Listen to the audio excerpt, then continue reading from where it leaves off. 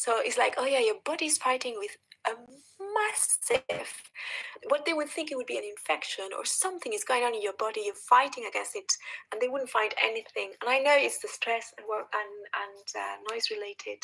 So have you spoken to your doctor about the impact that noise is having on you? I don't think it's something you go to your doctor and mention. I mean, my doctor has never asked me about the noise level. I have been hospitalized twice with chest pain. So they have been checking my heart, they have been checking my blood level, everything. And I have been asked about my stress levels. And for me, they're definitely linked to noise. You think that's the pattern for you? It's the noise to stress? Absolutely. And that's what's... Yeah. I have also peaks of stress at work. But it's the fact of dealing with all these stressful peaks at work and then not being able to relax. No respite at home. Exactly. I wish you could test me. There is a physical change that I feel it. It's incredible. So it does something to your body for certain. But we're going to meet some scientists and researchers to see if we can figure out exactly what it is that noise does to the human body. Interesting. I'm sure they'll back me up. So some people will be listening and thinking, I couldn't live there, I would just move. I have the feeling I will depart eventually. You know that you're struggling with that? Yeah. My fridge is full of food that my neighbors just brought. I have a tortilla that my neighbor upstairs brought in. Somebody else that brought a cake. The charm of Gracia is that, and I love it.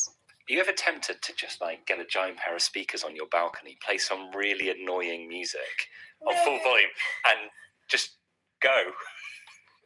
No, because that would affect my neighbors. I feel like grabbing a bucket of water and pour it onto them. Hurling it. Oh, but no, it doesn't work. It doesn't work. One, because, yeah, it wouldn't reach. But I dream about, I fantasize about it. Yeah. I think all I'm left to do, Coco, is say thank you for having me in, and I hope it chucks it down with rain tonight so that you can get a good night's sleep. Thank you. I hope not, because you're here visiting, and I want you to see Gracia in the sun. It's beautiful too. I thought Coco was great and an incredibly gracious guest. She's left me with a backpack full of cake to eat on my power journey through Barcelona to try and crack this problem. But we really heard from Coco, didn't we?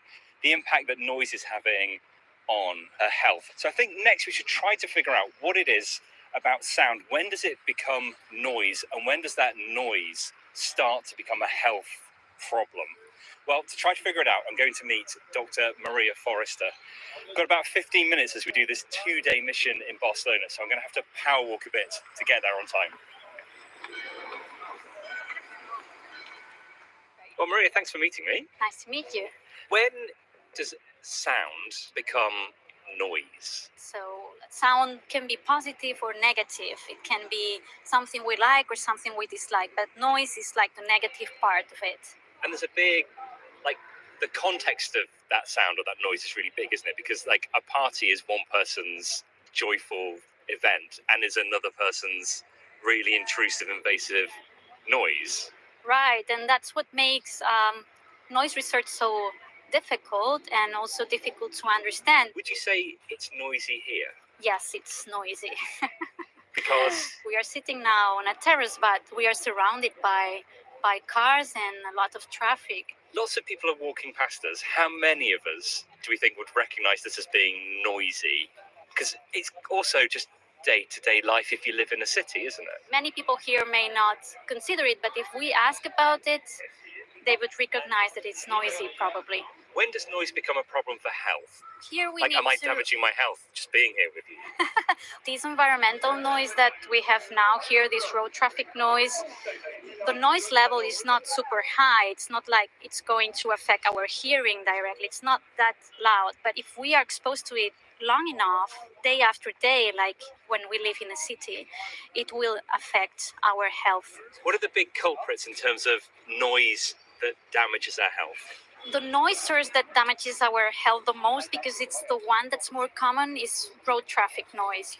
Then there are other sources of noise like train noise or aircraft noise that are also rather common and studied. And another one that is important, and here in Barcelona is the second most common noise source, is leisure noise. What counts as leisure noise? This is the noise we make when we are having free time and we are partying or we are sitting in a terrace like now. The noise we make as people. The noise we're making right now. Yeah. All this traffic noise at this place you brought us to, do you have a sense of how much damage that's causing? Barcelona's health agency has estimated how much people are affected by noise, specifically for road traffic noise, above the recommended levels. And actually, they estimate that there are 300 cases of heart attacks every year that can be related to this road traffic noise, and also 30 deaths per year. They're really big numbers. They are quite important numbers in terms of public health, indeed. It's been also observed that noise can affect cognitive development of children in terms of learning and reading comprehension, and that it may also affect obesity or diabetes. At what point does it start affecting our health? Is there like a volume that it becomes a problem? The World Health Organization guidelines for noise are based on a very rigorous summary of the evidence in which I was involved actually. And there we looked at what was the noise level that started affecting health. So daily noise level should be below 53 decibels to avoid issues with heart health. And then the higher the noise level, the worse. Then for each disease, each health issue, it's going to be a little bit different. But overall, this 53 means that we need to be in a rather quiet environment. Maria, we've talked a lot about traffic, but I'm thinking about Coco. She lives in a pedestrianised area, so she doesn't have traffic, but is still suffering massively from noise. Are there any rules or guidelines around what is a healthy amount of leisure noise to be exposed to? So there are recommendations for leisure noise when we are in the activity. So if we are part of the party, part of the concert, but if you are a neighbor that suffers from this leisure noise, there are no recommendations. And the reason for this is that it's been little studied and it's difficult to study, but it's indeed a very important issue here in Barcelona and in other places, and it needs research. I've brought my sound meter, so I'm going to have a quick look and see what we're at right now, actually. So I'll just turn it on. So we're having a coffee outside a cafe. We're not right on the road, but there is a busy road not that far away. And if I'm just quiet for a second, so that's giving us a reading in the low 60s decibels. Yeah. So we're above your 53 limit. Yes. This is an unhealthy place to be. This would be a healthy place to be exposed in the long term, constantly. If this 60 would be the average exposure we have over 1 year, it would be a very high noise level. And presumably at nighttime, there's an even lower threshold. Sleep is more sensitive to noise, so the levels are lower. For road traffic noise, the recommended levels are below 45 decibels.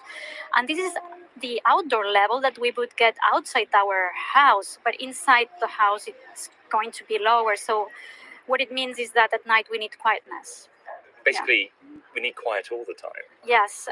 Well, Maria, we're here in Barcelona, but one of the places in the world that's often described as like the noisiest place in the world is Dhaka, the capital of Bangladesh.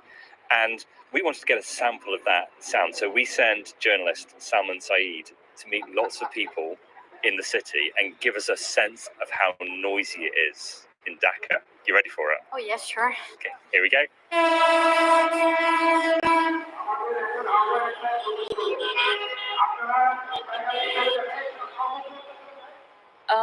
Noise, I think it depends on what type of noise. Some noises are nice, but like for example, when I get out of the city, it's just so relaxing.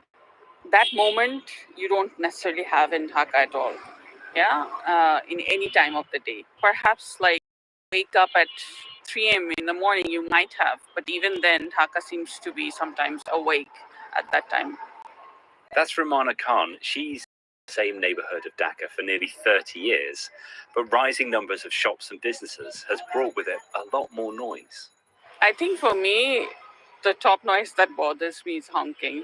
And very recently, as you might even hear now, the rickshaws are using a different kind of horns, which is very, very annoying, and it's very harmful too in terms of its impacts on health. A very obvious impact is your ability to, hear clearly, right? Of course, there are other impacts, like you get headaches. It doesn't get better. We got used to it. Rizal Hussain lives in the middle of Dhaka city, and he's worried about the impact on his family. Due to noise, we are completely stressed, and it's actually hurting us. What I experienced whenever I am going out in very high noisy area, I feel very stressed, and it impacts on my mental strength as well. This noise getting worse day by day. I'm absolutely worried about this, and in future it will be very difficult for my daughter to stay in this city if the pollution and noise both has not been controlled. Both Romana and Rizal are worried, and a doctor in Dhaka city says, well, they're right to be. Dr. Hassanur Rahman is seeing patients in his clinic now who are getting sick because of noise. He's an ear, nose and throat specialist, and he's seeing hearing loss in much younger patients than you normally expect, but he's seeing other health problems too. Noise causes physical injury like heart problem, like high blood pressure, and some diseases secondary to high blood pressure like cardiac failure, ischemic heart disease. These are actually the physical problems, but there are some mental problems as well: irritation, agitation, and easily becomes irritable. So far in Loud on the BBC World Service, we've heard that noise isn't just bad for our hearing, it causes other serious health problems too. A recent study in Dhaka, the first of its kind, found that noise mostly coming from traffic and construction work was above safe levels in every single part of the city. Here's Dr. Majra Abdul Kader from the Bangladesh University of Professionals. We can see a uphill trend of noise pollution. Usually on Thursday is the noisiest day of the week in the time of the office closing hours, which lies between 5 p.m. to 8 p.m. It is quite hectic considering all those traffic noises, and oftentimes I have to return home with some severe headaches, not to mention the other pollutions as the air pollution, which is the burning issue. So where does Majra find some peace and quiet? So there are not like many places where you can actually get a comfortable place. I often go to the botanical garden in the morning to have a walk, which is quite peaceful. My last request for people all over the world is to create more awareness on noise, because it's a silent killer and a slow poison. It is high time that we need to address these problems to get a better life for ourselves and for our future generation. So that's Majra's solution. But I want to go back to Romana and Rizal. What do they hope will change in Dhaka? Few countries, they have controlled the noise. They have stopped all kinds of horns from the vehicles. So I think government should take this kind of strong initiative to control noises. So I personally take initiatives to stay away from very noisy place. When I'm taking any other public cars or rickshaws, I do tell them use as minimum honking as possible. So I think in Bangladesh, we don't necessarily have any awareness around noise pollution. Individually, I think you can start from school in terms of education. That's the beginning, and then there is more that we can do.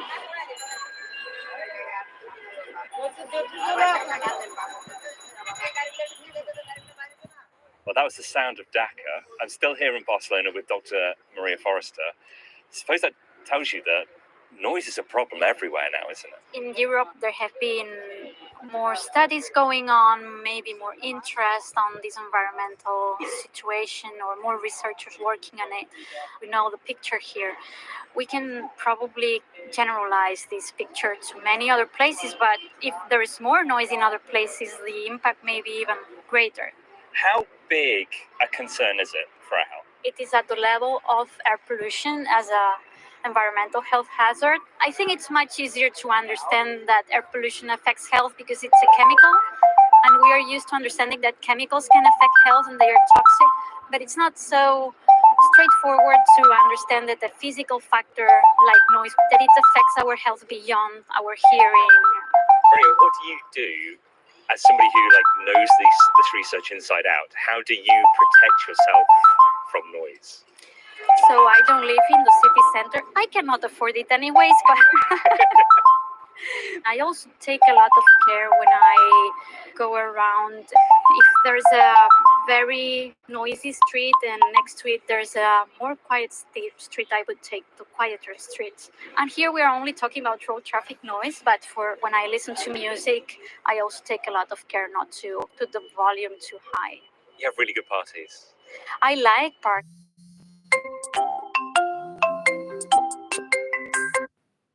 And I like dancing.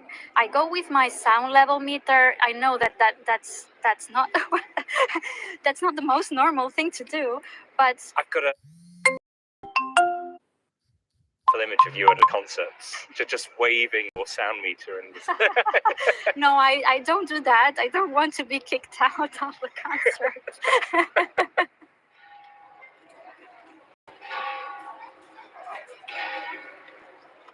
It's the end of my first day in Barcelona, and the sound of the city has completely changed. From the hustle and bustle of work and daytime to that kind of more relaxed evening buzz. I can really feel that in the square that I'm just relaxing in now. I've been reflecting, though, on everything we've learned today, from